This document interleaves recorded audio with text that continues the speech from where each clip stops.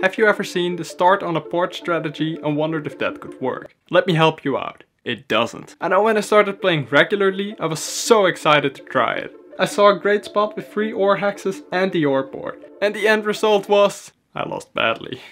But what if I told you there's a way to fix it? There's a way to make the port strategy win. I'm Treeckosaurus and today I'll explain what the reasons are the port start doesn't win and what changes you could actually make to start winning with it. This port strategy has a ton of ore production and an ore port, and I'm sure you can get a city within a few rolls with it. And then you can also make the argument every time the 5, the 9 or the 10 rolls you get a free card. However, while other players use their resources alongside each other, and don't need to trade their resources in the 2-for-1 raid with the bank, player with the port strategy needs to exchange inefficiently every time they want to use something else than ore. This can be fixed, but first we need to know more. Because if we want to win with a difficult strategy, we truly need to understand the ins and outs of it. One of those ins and outs are production odds. Production odds are the odds of you gaining new cards through dice rolls. And the problem with this version of the port strategy is mainly the lack of starting production. On this board, the player started on a 5, a 9, a 10 and a 3,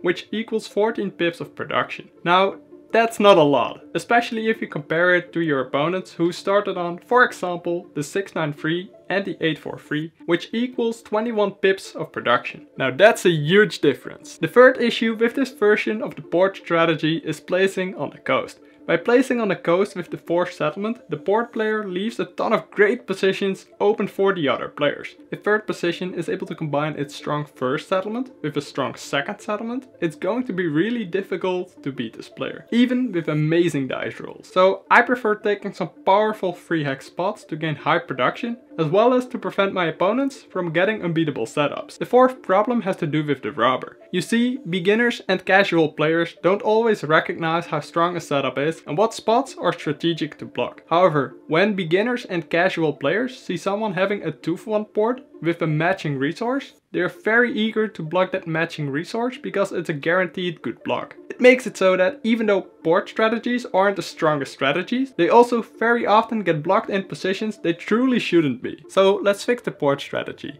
Let's make sure that I can still play the strategy that excites me most while having an actual shot at winning.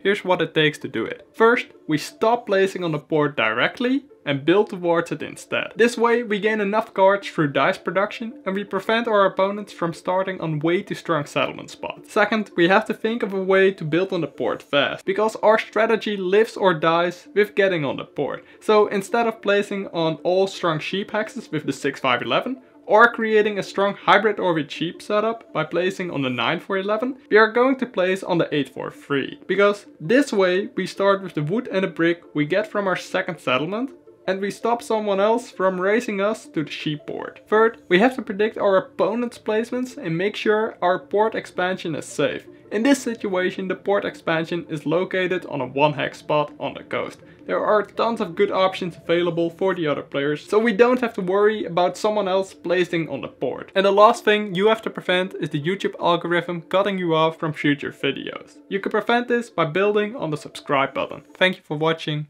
Cheers.